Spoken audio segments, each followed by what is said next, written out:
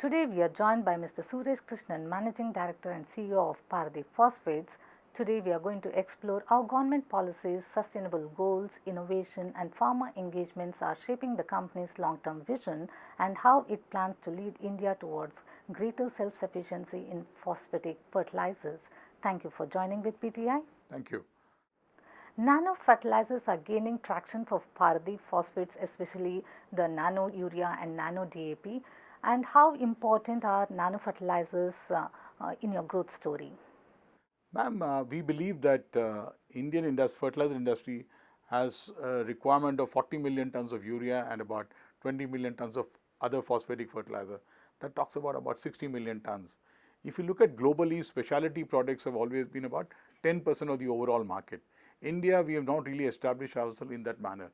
And the other important thing is when it comes to nano, it's totally a new category. And this category in our view is very important for the farmers for one very fundamental thing, that is the nutrient use efficiency. The NUU that we get to see out of a nano application is quite significant. We believe that our nano expansion, which is currently targeted at about 1 crore bottles in a year, will substantially increase. And our aim would be that we have a very robust growth of 20-25% annually as far as nano is concerned. But the nano strategy will be entirely dependent upon the farmer acceptability. We are seeing nano being accepted very well in certain pockets for certain applications, and we believe that with knowledge, with results, nano will be a big hit as far as the Indian agriculture is concerned.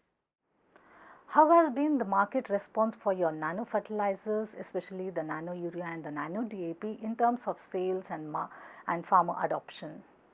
I can tell you for a fact that this last year was a beginning for us, and we did about 15 lakh bottles of nano fertilizer.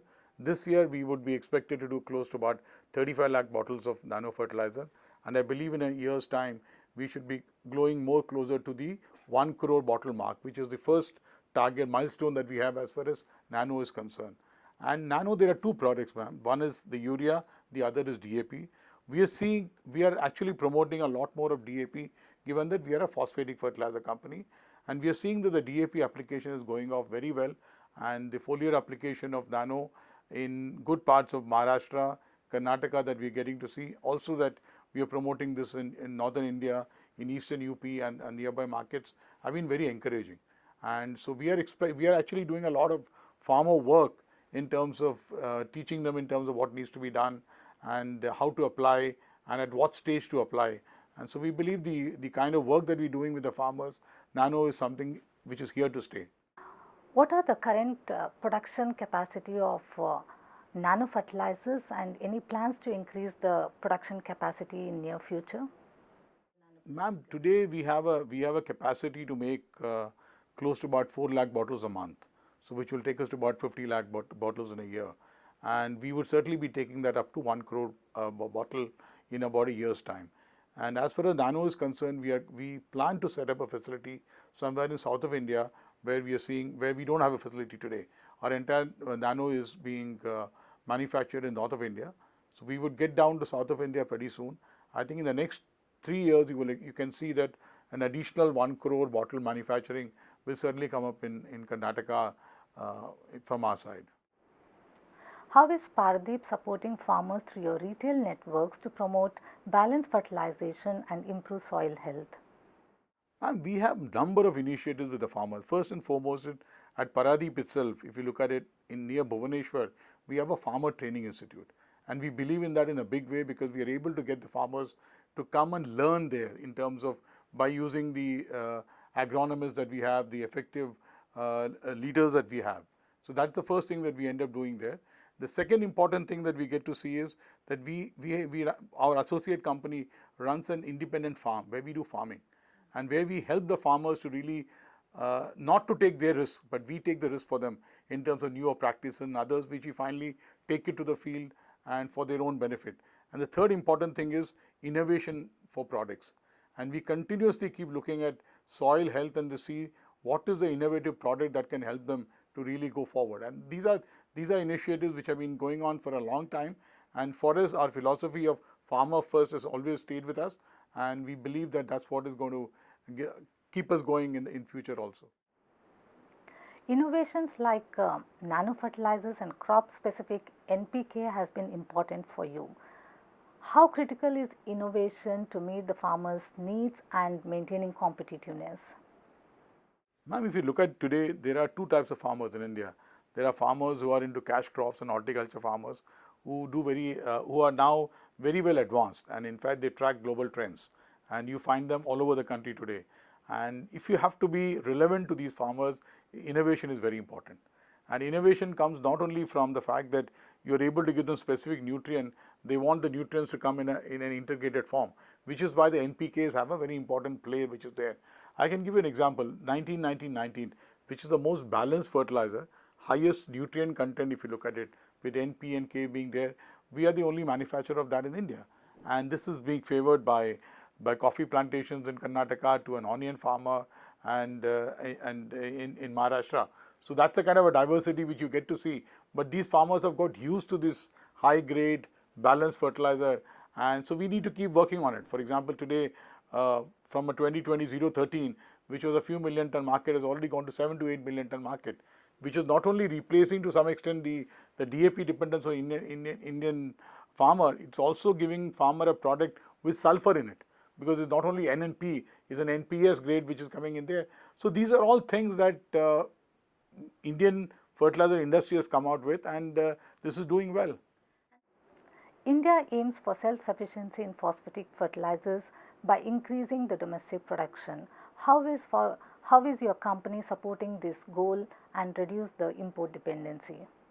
Ma'am, Paradeep Phosphates is today at, as I said, about 2.6 million ton, going to 2.9 post our acquisition of Mangalore Chemicals. We are planning to at least put up 1.8 billion tons of additional capacity in the coming years, of which 600,000 is already something that we have taken a board approval, and the balance approval is in various stages today. And so, which will, if you look at a 6 million ton of import which is coming to India, we are in a position to manage over 1/3 of that in terms of an augmented production over the next 2 to 3 years. How do you manage risk associated with regulatory changes and seasonal market volatility in the fertilizer sector? Ma'am, if you look at it today, the main competitive advantage in fertilizer is in your ability to handle the number of raw materials that you need to source and process. And our ability to source and process both have been well established, and we believe that we are in a much more advantageous position than number of our competitors are concerned. First and foremost, you must realize that at Paradip we have our own independent port berth. And this port berth is a major advantage for us, because we are able to source all our imported raw material very effectively there. Second is the kind of vast infrastructure that we created for storing, handling and then processing these raw materials. This is where we get our fundamental advantage in terms of a manufacturer today. And the second important thing is our constant innovation in getting better grades of NPKs. And that's the second very important thing that has led us to really work well with farmers, whether you talk about the UP belt to a farmer in Karnataka or Maharashtra. So we've got product specific for all these markets. So that, I think that is where we see a growth for us, that we understand these farmers, our extension program leads us to plan ahead and able to give new products to them. Paradip plants meets more than 90% of its phosphoric acid needs internally. What are your plans to further reduce the imports and increase the domestic production? Ma'am, we are our current capacity is 500,000 metric tons per annum. To get ourselves into 100%, we are already expanding our current phosphoric acid capacity from 500,000 to 700,000 tons, which will happen in the year 2026. With that, we will not have to import any phosphoric acid at all as far as PPL at Paradip is concerned. Whereas when you come to the west coast of India, at Goa, we require close to about 150,000 tons of P2O5 annually, which comes to us from Morocco based on a long-term arrangement.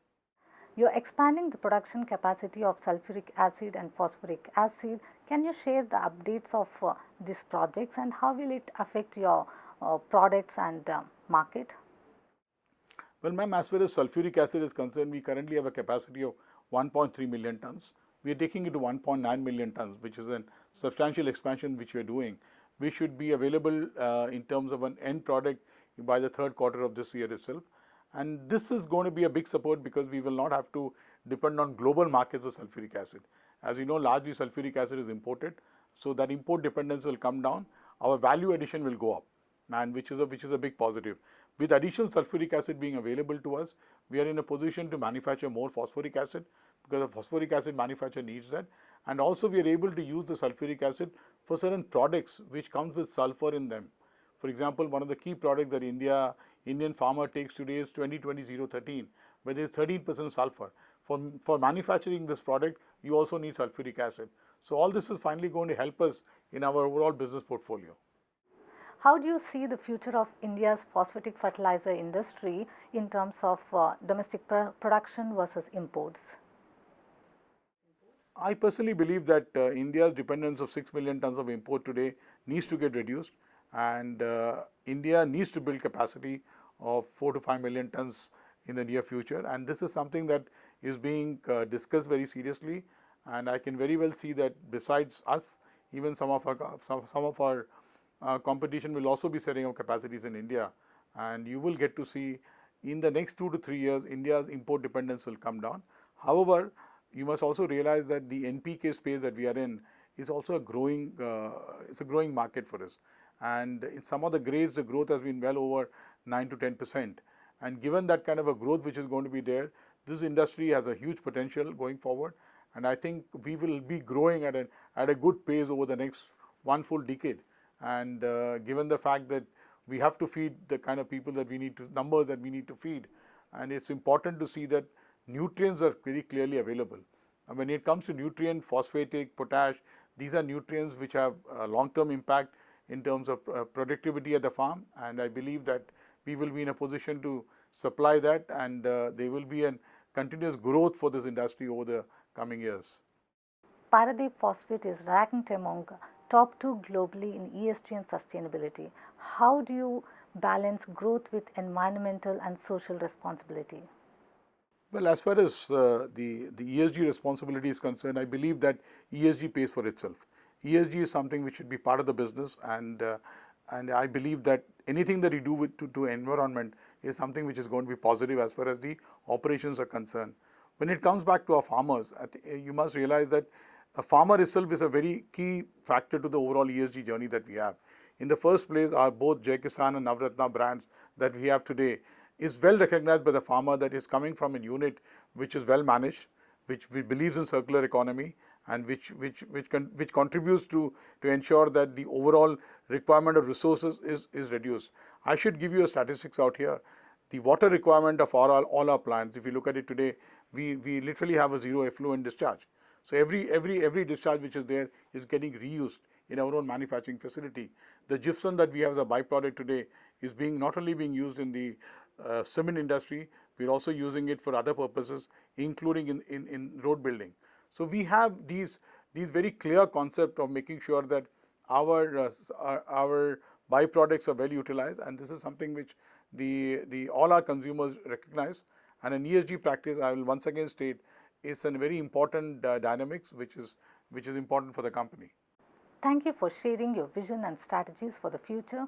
Your focus on innovation, sustainability and farmer support shows your great promise for the industry. We wish you success in achieving these goals.